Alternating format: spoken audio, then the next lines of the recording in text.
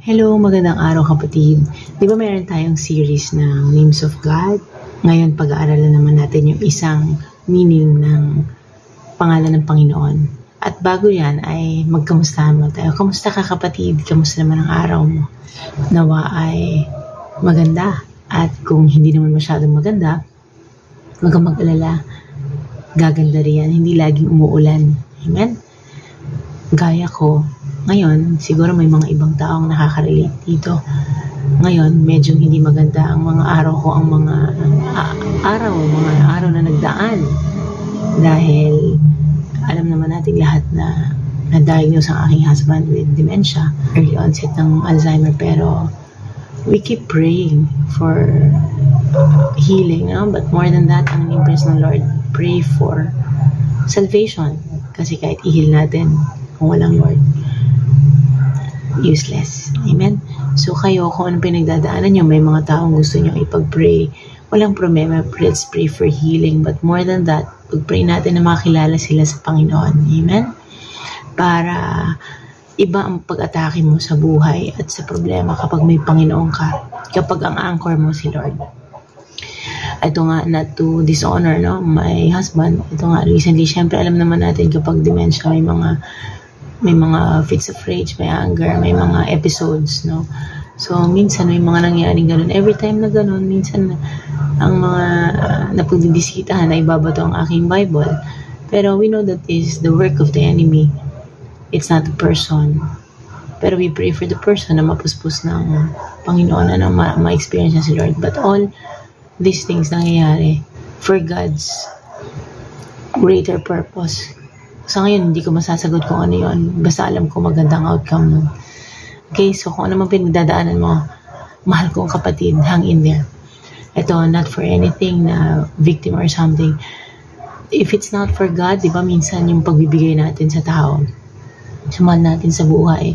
Kahit sabihin natin may sakit sila, minsan human being lang tayo, napapagod tayo.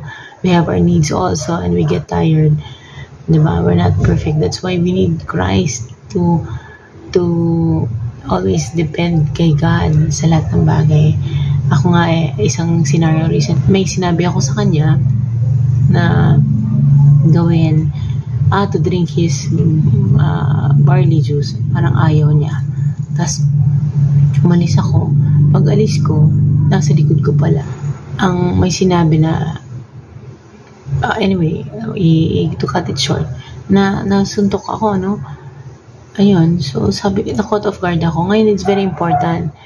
Diba? We pray for God. Diba? God protect us. Nakikita ko talaga ang hand ng Lord kasi every time na may mga moment na babatuhin ako ng Bible, ay minsan 5 Bible ko, 4, ganyan ang kakapal.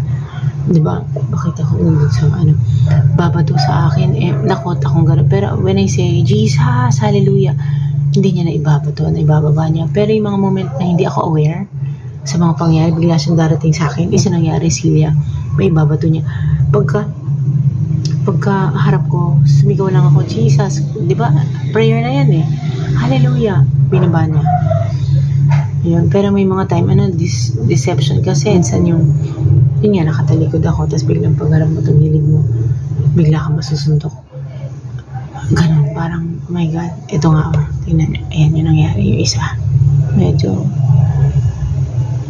ayan, may pasapa.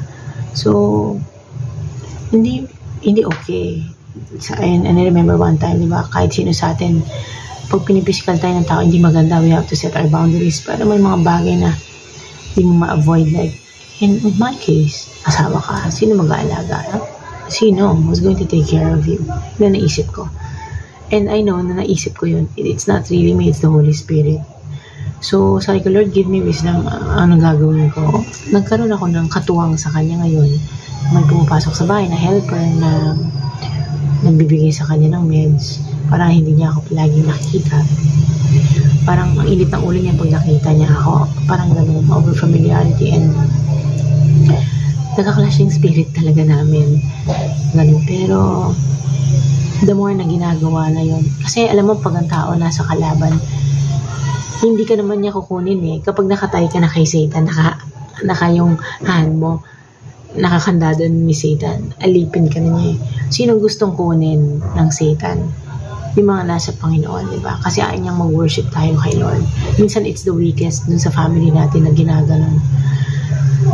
And sa mga ganang pagkakataon, sabi ko, Lord, the more I will worship you, I will honor you. Kaya yung last na 1 hour na ginawa kong Psalms, pamparelax, that's the time na nangyari yun.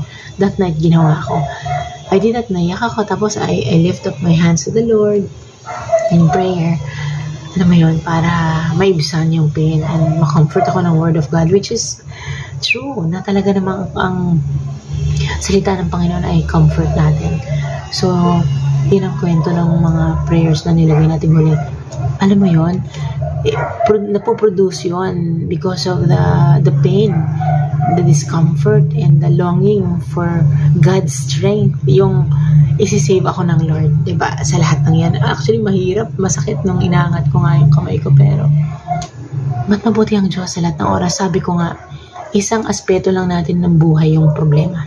Marami pa rin tayong bagay na ipagpapasalamat sa Panginoon. There's your relationship with your children, with yourself, with God, first and foremost, diba? Hindi perfecto ang buhay. So, imbis na ang prayer ko, Lord, tanggalin mo tong pain. Ang prayer ko, Lord, turuan mo ako how to battle with this by your strength, by your wisdom. Ayun. Pero, ang lagi kong takbuhan ang salita ng Panginoon. Ngayon ang i-discuss natin, kapatid, kung nagdadaan ka ngayon sa pagsubok sa'yo, it's verbal abuse, physical abuse, kung ano man yan. No, don't let anyone hurt you. Kahit ako sinabi ko sa anak ko, don't let anyone hurt you. Tapos baka sabihin, bakit ikaw, sister, nahayaan mong masaktan ka? Ayoko. At sino gugustuhin masakit? Ang laking tao ng asawa ko, pero nangyari, hindi ako aware. Dementia, alam mo yun, it's the disease.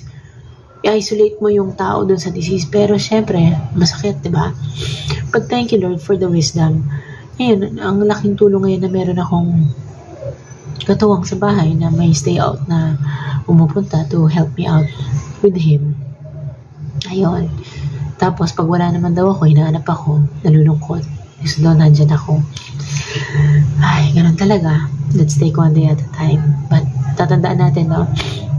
Sa isang puzzle, sa isang pie, sa isang bilog, isang portion lang yan ng buhay natin. O ito na lang sa 10 daliri. Yun nangyayari sa buhay natin, isang part lang yan. Ang dami pang relationship natin at magagandang nangyayari sa buhay natin na ipagpasalamat natin sa Panginoon. Amen? Ayun, kapatid. So, ngayon, pagpipray muna tayo. At pasensya ka na kung may mga sasakyan at kasi ay hapon ngayon. At nasa tayo, malapit sa daan, kaya medyo maingay ngayon, hapon. Ngayon, kapatid, kung may pinagdadaanan ka, nasaktan ka, verbal, emotional, or you are in pain, physical, God is there. Tumawag ka sa Panginoon. Healer si God. Okay? Ngayon, pinagdadasal mo, wala pang relasyon kay Lord. Let's write out to the Lord. Walang imposible. God is faithful kahit hindi tayo matapat, siya ay laging tapat. Amen? Sabi ng Lord, teka lang, dire-diretso ang salita mo. Mag-pray ka muna. Okay, let's pray. Heavenly Father, maraming salamat na we have this Tagalog prayer. Panginoon, kapatid na namin nakapag-usap kami online kahit hindi physical, but we help in one another. Ako yung words of encouragement din nila, yung prayers nila, they bless me with their words. Malaking bagay, Panginoon. Bless them all the more. Lord, as we study kung ano mga meaning ng iyong pangalan, nawa ito ay maisakatuparan at mangyari sa aming mga buhay. Hallelujah. Lord, be with us. We love you. We honor you because you loved us so much.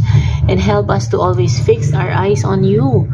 Ikaw ang nagmamahal sa amin. At hindi kami mag-focus sa mga hindi magagandang nangyayari sa buhay namin. There are a lot of beautiful things na gagawin ka sa aming buhay. In Jesus' name, Lord God, we pray all these things with thanksgiving. Amen and amen. So, kapatid, ano bang meaning ng Emmanuel? Ang meaning ng Emmanuel is God with us. Di ba sabi nga ng kanta? God with us, Emmanuel, I am. So, kung ano mang nangyayari sa atin, sa akin, sa iyo, kasama natin ng Diyos. Baka sabihin mo, kapatid, bakit hindi ka na-save ng Lord ng moment? I know, magkakaroon ng breakthrough. Lagi akong sinisave ng Lord. Ikaw din. When I speak the name of Jesus, yung on the spot, talagang may nangyayari. Talagang nasisave ako. Minsan may mga moments sa amin na, ano mo yun, close encounter, caught off guard ako. Basta aware ako hindi nangyayari, hindi niya nagagawa. Pero yung deception, yung hindi ako aware, biglang maano ako, tatadyakan ka, masusuntok ka, doon ako nadadalis. Ngayon, sabi ko, Lord, always protect me, cover me with the blood of Jesus. Kahit ikaw, kapatid, lalo na yung mga moment na hindi kami aware, thank you that you have your angels surrounding us, covering us. Okay, so ganun, we become more prayerful talaga. And sabi nga, what the enemy meant for bad, sabi, God will turn it for our good. Diba si Joseph, kung ano nangyari sa buhay niya, gusto siyang patayin o ibenta ng mga kapatid niya. Pero, diba, ano nangyari? Nag-save siya ng maraming tao. Diba? God turned it for His good. Amen? Sa ganun din sa atin. Baka sabi mo, kapatid, ano namang good na makuha mo sa pain mo yan? You know, this is physical. Pero you know, yung faith na nanggagaling kay Lord, yung pagmamahal niya sa akin, nadadama ko. Kasi minsan, dumarating ang pagsubok para makita mo kung ano bang relasyon mo kay Lord. Kakapit ka pa ba? Magtitiwala ka pa ba? Aasa ka pa ba? Gino-comfort ka pa ba? Comforting pa ba si Lord? Do you still trust the word? Mangyayari pa ba to? Yes. Niyak ako, kapatid. Kasi sa lahat ng pangyayari sa buhay natin, huwag kang give up kay Lord. Kaya hindi ka pababayaan. Hope of glory. Yung mga bagay na limitadong utak natin na minsan inaarok natin, si Lord napakalawak. So ito, hindi na ako mag-arte-arte. Free-flowing lang. Alam niyo naman, ganun laging video natin. Parang kapatid ko na kayo, diba, sa Panginoon. Kaya discuss natin as it is lang by the flow of the Holy Spirit. Kaya kahit na nangyayari sa buhay natin, ako, example to, testimony ang life ko, don't ever go away from the presence of the Lord. Pinakikita rin ng Lord, anak, kapag nangyari ba ito sa buhay mo, wala ka na ba sa akin? Nandito pa rin, Lord. Alam ko pa rin. You will cause all things to work out for our good. Amen. So discuss natin, God is with us. God with us. Yun ang meaning ng Emmanuel. Kapatid, nasusulat sa Isaiah chapter 7 verse 14. Dahil dito, ang Panginoon na mismo ang magbibigay sa inyo ng palatandaan. Magbubundis ang isang birhen at manganganak siya ng isang sanggol na lalaki.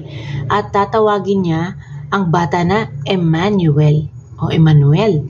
So, napakagandang pangalan ng Emmanuel, meaning God is in our midst, God is with us sa lahat ng oras. Basahin natin, kapatid, sa Isaiah chapter 9 verse 6. Ipapanganak ang isang batang lalaki na maghahari sa amin. Tatawagin siyang kahangahangang tagapayo, makapangyarihang Diyos, walang hanggang Ama, at prinsipe ng kapayapaan. Amen. So, siya, radiant siya of God's glory. Nakikita yung glory ng Ama kay Jesus sa ating Emmanuel. Exact representation siya ni Jesus. Yun ang susulat sa Hebreo chapter 1 verse 3. Sa kanya makikita ang nagniningning na kadakilaan ng Diyos, at kung ano ang Diyos ay ganoon din siya. Siya ang nag-iingat sa lahat ng bagay sa mundo sa pamamagitan ng makapangyarihan niyang salita. Grabe, kapatid, no? So God is Emmanuel. Ibig sabihin, God is with us. He is in our midst. Kapatid, ano man nangyayari sa atin? God is with us. Emmanuel. So, our God, Emmanuel, si Jesus, is a exact representation siya ng Ama. He is the radiance of the glory of God. Kasama natin siya. Yan ang susulat. Nasusulat sa Mateo chapter 1 verse 23, magbubuntis ang isang birhen at manganganak ng isang lalaki. Tatawagin siyang Emmanuel, na ang ibig sabihin, kasama natin ang Diyos. Amen. So kapatid, dyan natin tapusin. Okay? So tandaan natin, kasama natin ang Diyos sa lahat ng oras, sa lahat ng panahon, sa saya, sa ligaya, sa luha, sa halakhak. So, let's put our trust in the Lord na gagawin at gagawin niya ang mabuting plano niya sa atin. Huwag tayong magsasawa sa pag-iintay because He is working in us. Amen? Okay, kapatid, halina at manalangin tayo. Panginoon, maraming salamat po sa oras na ito, Panginoon, na kasama namin kayo. You are our Emmanuel. Ikaw ang Panginoon na kasama namin sa lahat ng problema, sa lahat ng tagumpay namin, Panginoon. Ikaw ang may dahilan, Panginoon. Hindi umaalis ang iyong mata sa aming Panginoon. May mga bagay na tinatanong namin ang aming sarili minsan, Panginoon, kung bakit inaalaw niyo ang mga bagay na ito. Minsan hindi namin masagot sa aming mga maliliit na kaisipan dahil ikaw ay malawak, Panginoon. Salamat. Cause us, Lord God, to trust you. Gawin mo kami na magtiwala sa iyo sa mga bagay na hindi namin alam at maunawaan, Panginoon. Na hindi namin kailangang malaman lahat until the day we die, Lord God, with this limited mind, Panginoon. At ang kailangan lamang namin ay magtiwala sa inyo dahil alam namin na mabuti ang plano nyo sa inyong mga anak, Panginoon. Gamitin nyo po ang mga buhay namin na maging pagpapala sa iba, sa bawat isa, at salamat na maganda po ang mga plano at ginagawa nyo ngayon sa mga buhay namin. Salamat na you are our Emmanuel Jesus. You are with us. Kasama namin kayo sa araw-araw. Salamat po. Itinatalaga po namin ang aming buhay sa inyo at ibinibigay po namin ang mga suliranin namin, ang mga tagumpay namin, Lord God, ang mga mahal namin sa buhay. Salamat, salamat, salamat. Nakasama namin kayo. Our Jesus, our Emmanuel. In Jesus' name we pray. Amen and amen. So kapatid, God bless you all the more each day. Okay? Stay lang tayo kay Lord, ha? Okay, magkasama tayo dyan. I love you with the love of the Lord. God bless you.